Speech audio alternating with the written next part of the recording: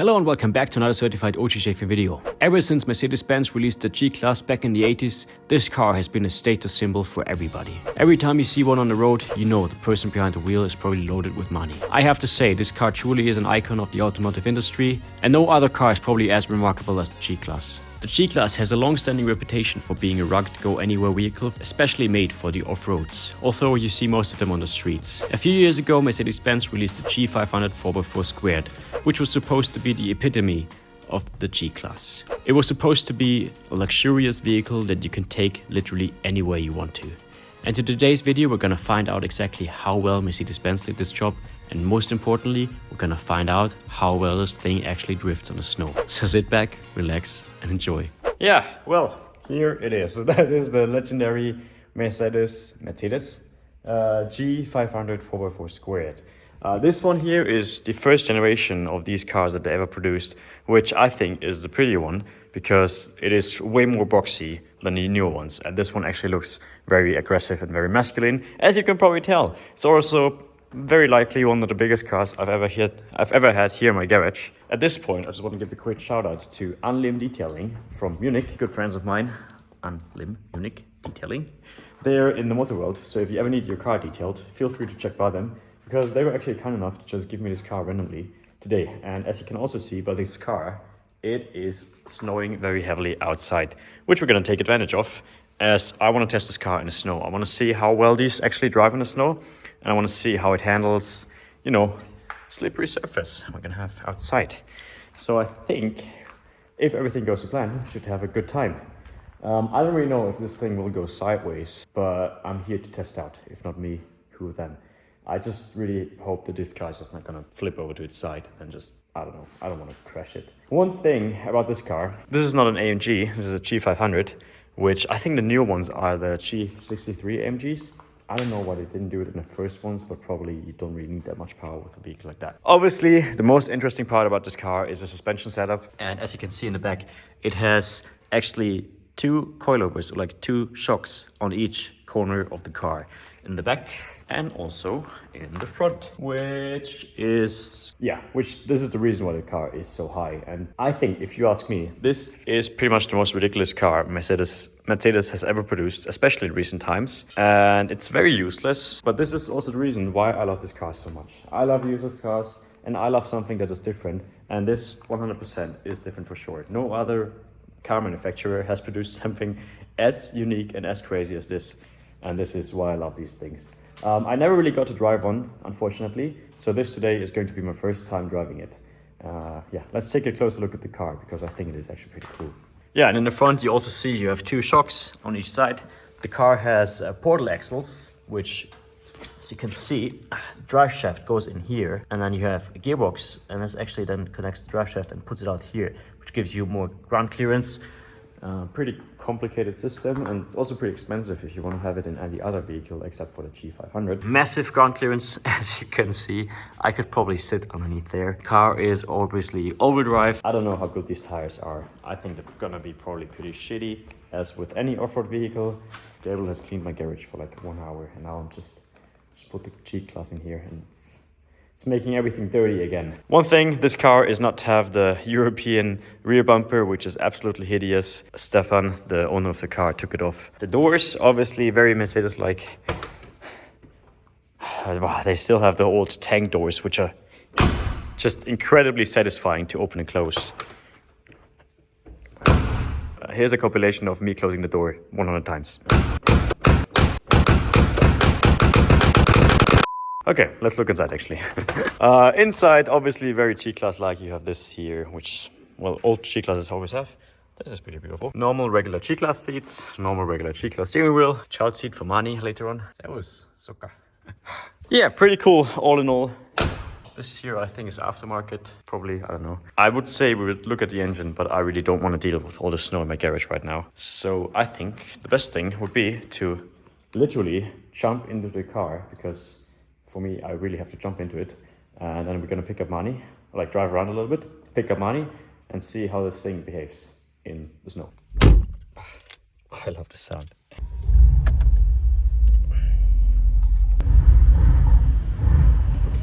Yeah, Even if I don't open the hood, you can probably tell that this car has a V8.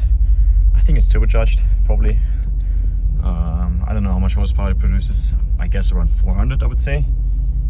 I don't really know if we need them today. Oh my god, it's snowing so heavily right now. Okay, I'm gonna close the garage and then we're gonna take it for a quick little test drive and pick up money. Let's go. All right, I guess let's go and find out what it feels like to drive this absolute behemoth of a car in the winter time. So far this car drives actually pretty cool, but I've only driven like 2 meters with it. Don't ask me why there's a child seat up here. Probably because the owner has some children, which is pretty cool. Imagine picking up your children in a 4x4 squared from the kindergarten. Also, one thing I can show you, the door locking sound is typical G-Class. It's one of the best sounds ever in the automotive history. So listen.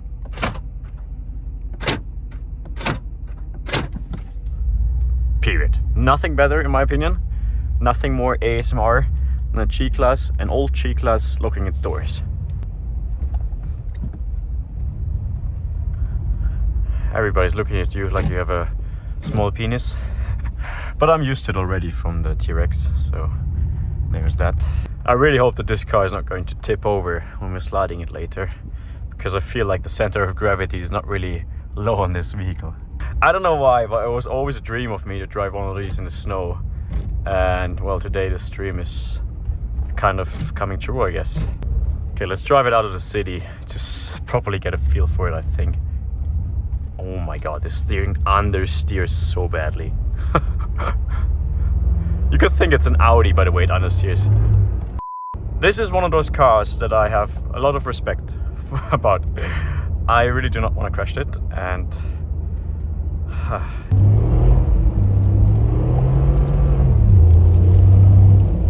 wow, this is...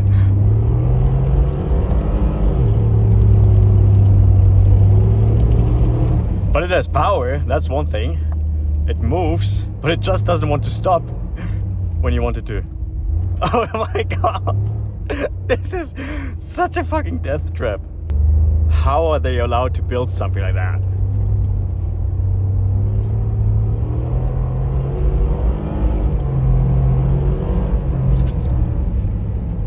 Oh my god, it feels so scary. I'm not really the one that's scared by cars, but this does not feel safe. It feels safe, but like this does not feel good. It's not like it's unsafe, it's just very unusual. Okay, I think it's best to pick up Mani. And he's gonna need to figure out what to do with this. Ja, ohne Scheiß, das ist gescheit übertrieben. Was ist das da eigentlich? Für die herkriegt alles. Geiler. Schlecht ist nicht. Russenmafia. Mani is with me. Which means we're ready to slide this thing. Yeah. One thing that Mani correctly mentioned when the camera was off is that this car is just basically a cube on 4 wheels. A lifted cube on 4 wheels. And it also very much handles like a lifted cube on 4 wheels. So I don't really know what we're gonna do today. I mean, I do know what we're gonna do. We're gonna take it to the smallest road I know, Yeah. which is perfect for the biggest car I know, the biggest car I've driven. And yeah, we will see how this thing handles. Brakes, non-existent on this car. Tires, absolutely terrible. Yeah. Absolutely terrible. Maybe I know why there's no videos of G-Classes like drifting around in the snow. Yeah. Maybe I found out today why. Maybe it's not always the best thing to be the first at something. Maybe there's a reason why nobody's doing it. Ja. Ich glaube von außen schaut es so riesig aus.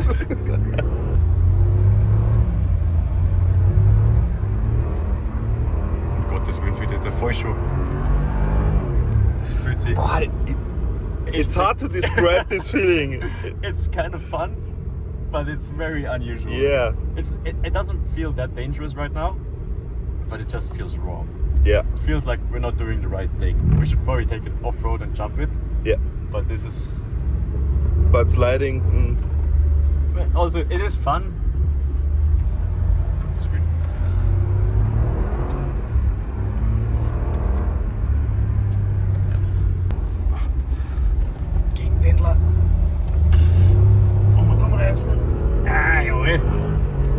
car likes it a little bit, I think. Now it's getting used to it. Yeah. Now I'm getting used to it.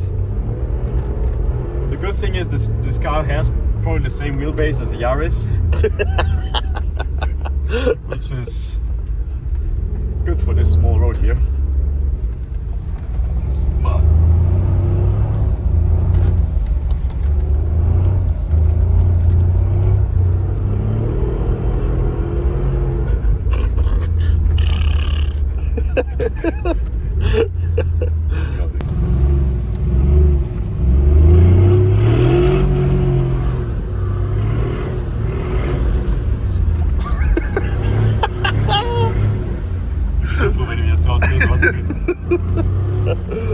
Why does this car exist? Like, there's no proper reason why something like this should exist. It's our reverse entry. Boah. Jetzt.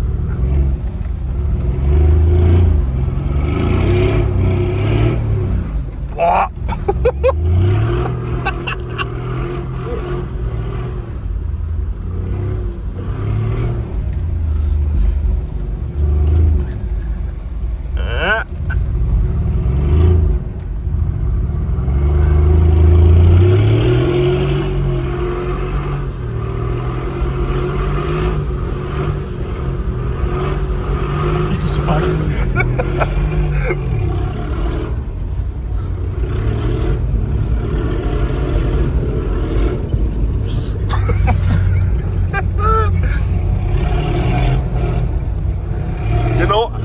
I know when you are scared when you don't talk.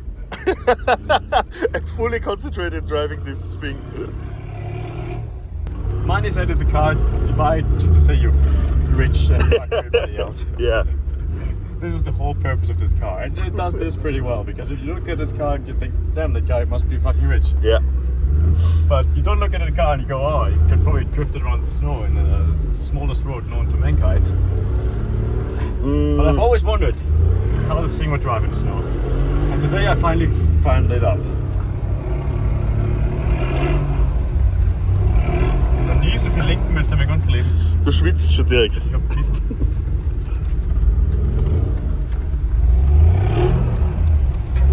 Es ist so unbeschreiblich.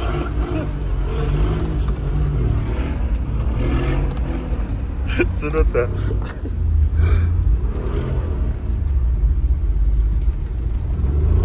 Ich geh schon mit. Ja, ich merk's nicht.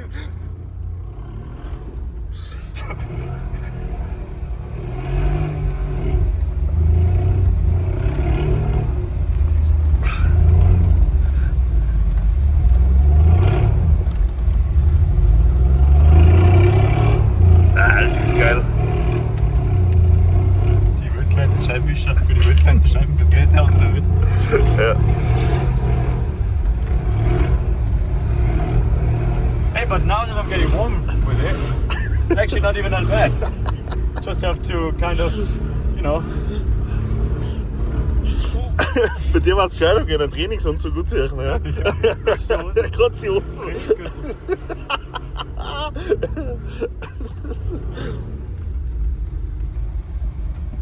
So, jetzt reißt man Jetzt! Und rein da!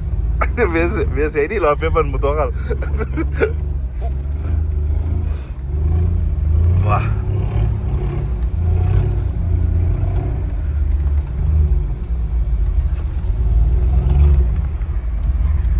Also. Okay.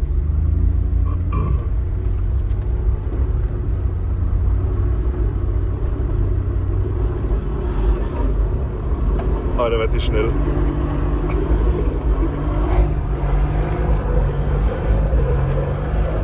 Ich stehe einfach voll auf der Stelle. Yeah, I'm actually so glad that we survived that. And the car also survived. One thing you have to say, it looks absolutely sick. This is such a good looking car. I think it's kind of missing the rear spare wheel. That would be cool if we had one. But apart from that, so cool. It doesn't drive as bad as I honestly thought. I thought it's not gonna drift at all, but this thing actually goes sideways surprisingly well. It's just one thing that is hard with this car is catching it after it goes sideways, because like I already said, you have to turn the steering wheel so much on this vehicle. And obviously it understeers quite a bit, but I'm used to that already from all the Audis. So yeah, not that bad. It's on.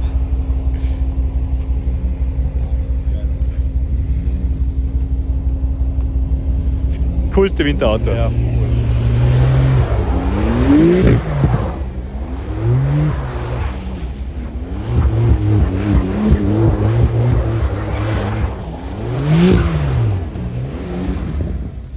Yeah, we're gonna eventually have to do a video with the car as well. But for now, this is the subject of desire. Oh, this is such a cool spec, the car as well. So beautiful, interior is amazing. You're gonna see it in a separate video though, so you're gonna have to be a bit patient.